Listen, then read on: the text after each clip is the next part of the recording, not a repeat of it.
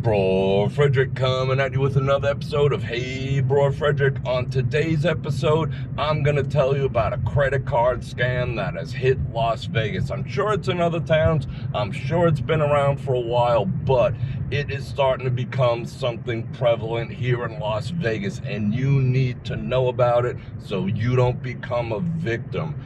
And we're going to get into it, and I'm going to discuss it as we drive up and down the Las Vegas Strip on a kind of a muggy 95-degree July late morning. It's kind of unusual. We had a monsoon yesterday. It rained for like 2 or 3 minutes. Oh my God.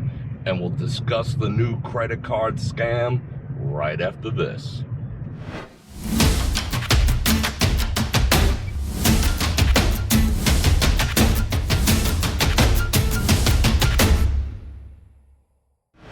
Welcome back, everyone, and thank you for joining me. And I'm putting out this video as a cautionary tale and as a warning. And if you stick around till the very end, I'm going to tell you how you can protect yourself from this scam and the intricacies of how it works. So here's the scam, and let's get right into it.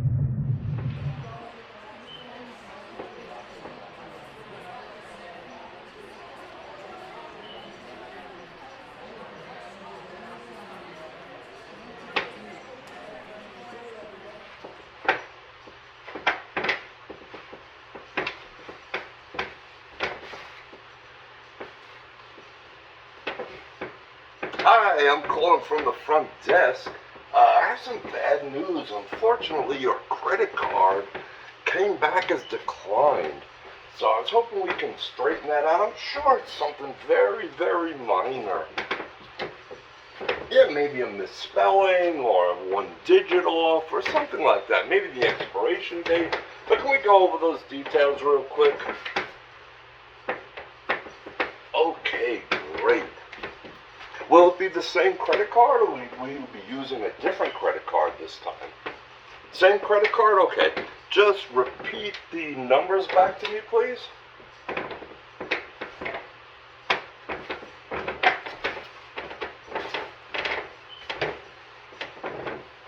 Okay.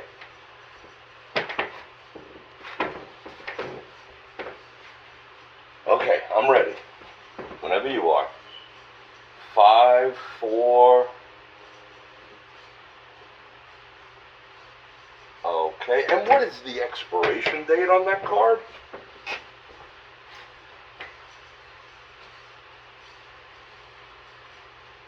Okay, very good. And could you spell your name? Might be a name misspelling too. If you could spell your name for me. Yes, first and last name, please.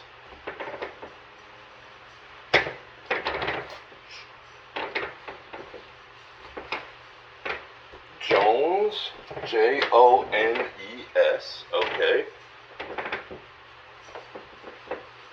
Bob. It's Bob on the card or Robert? It is Bob. Okay, very good. So Bob Jones. And the last thing I'll need is if you turn over the back of your credit card, you'll see a 3-digit number across the back. If you could provide that, I think we can get this all straightened out. 116. That might have been the problem right there. I think I have 117. Okay, great. Would you like to leave another credit card on your account? Just in case I have another problem with this one. Oh, yeah, you could do that. Yeah, anytime. Alright, very good. I'm going to go ahead and verify that right now. And you have a wonderful day, Mr. Jones. You too. Sorry for the inconvenience. Enjoy your stay. Bye now. Sucker. Sucker. Going on a shopping spree.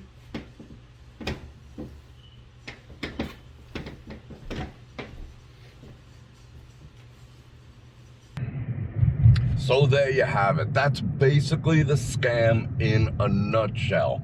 Now you're gonna say to me, but hey, Bror Fredrik, I would never fall for that. But here's the thing, here's how it actually works. It is a very elegant scam. Now, how do they get a hold of these numbers? Well, it's simple. The elegance of this is that a lot of properties do not ask for the guest name. So what people are doing is they're calling the properties and asking for specific room numbers and to speak to the guest. Some properties you have to name the guest, some you do not. I'm sure things will change, but some properties you do not. So they can call up any one of these properties and say, hey, I'd like to speak to room 120001, and they put you through and they get on the phone and they run this scam, and it's not coming from outside of the country, or they have English speaking people, which throws you off too. The other part of the elegance, which I hate to say, but it is a rather elegant scheme, is that, wait, let me make this turn, is the times at which they do it. Now, they don't do it at 11 o'clock at night. They don't do it at 2 in the morning. They know the check-in times of the specific properties. So if the check-in is at 4 o'clock, they will start doing this at 10 after 4, 10:15, 4:15, 4:30, 5 o'clock. Why do they do that? Because they assume you're going to be checking in the room, and that's most likely when you'd hear from the quote-unquote front desk, is right after check-in. You just spent a half hour downstairs, you're frustrated with the whole check-in process if you didn't do the app version of it, and you just want to get into the room and you want to get down to that buffalo machine. So they call between like 4 and 6 when you're settling in, when you have other things on your mind, when credit cards are fresh in your mind. So they got you there too. So again, elegant. So they call, they tell you you have a possible issue with your card, and innocently enough, and in any other circumstance, at your job or any other place, this might not ring true, but the fact that you just checked in to Vegas, you're excited to be here, you know that credit cards are going to be flying, you need it for everything, for resort fees, for incidentals, for the room itself, you know that that is a possibility. And if your money's not right and you've been pulling some, you know, like minimal payments, it might actually happen. That's why this scheme is elegant. And you saw in that video, yes, I made it a little comical, but there is a lot of truth to how that happens. That is exactly the way the scam is enacted.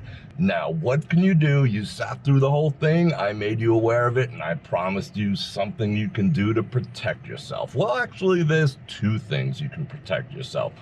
One, if the front desk, but let me backtrack a second. You could say, hey, Bror Fredrik, I would never in a million years fall for this. Well, you just might fall for it. You know why? You're gonna say, well, I would just hang up if someone ever called.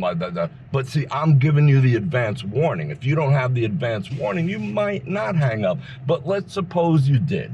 You just slammed down that phone and said, screw you, blah, blah, blah, blah, blah. But here's the issue. You might actually one day have an issue with one of your credit cards, and you ignore that. Bada bing, bada boom, 11 o'clock at night, they're going to be up there with security kicking you out on the strip. So there are times when they might need to contact you for certain things that might indeed be credit card related. So you can't just wholesale ignore it. So what do? Well, when the scam operates, when they call the room, they have no idea what your name is. So that is a dead giveaway. Now, not to say that someone at the front desk might have a brain fart and not call you by your first name. But if it was me in the room, they would say, Mr. Fredrik, we have a problem with your card and we'd like to discuss it with you. Right away, you know, my guard's gonna drop a little, but the scam artist doesn't know my name and he doesn't know your name. So that's the first thing. So someone calls you, claims they're from the front desk, and doesn't give your name, ask them, and who are you calling for? Don't, get all like, don't be a D about it, but just initially, who are you calling for? And if they cannot give the name, they'll either hang up or that's that. So that's a dead giveaway. Then you slam down the phone.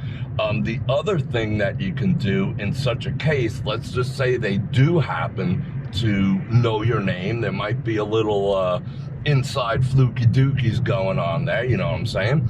So what you do is you say, no problem, let me call you back in 5 minutes. And you either go down to the front desk or you call the front desk and verify that indeed there was some type of situation going on. End the call, tell them you'll be right down, or tell them you will call them back in 5 minutes, and that'll protect you. And a bonus tip, what I would do when I travel to other cities, I have one specific card that I use. I put the amount of money that I need in it, prepaid. There's other cards you can use specifically dedicated to trips like this.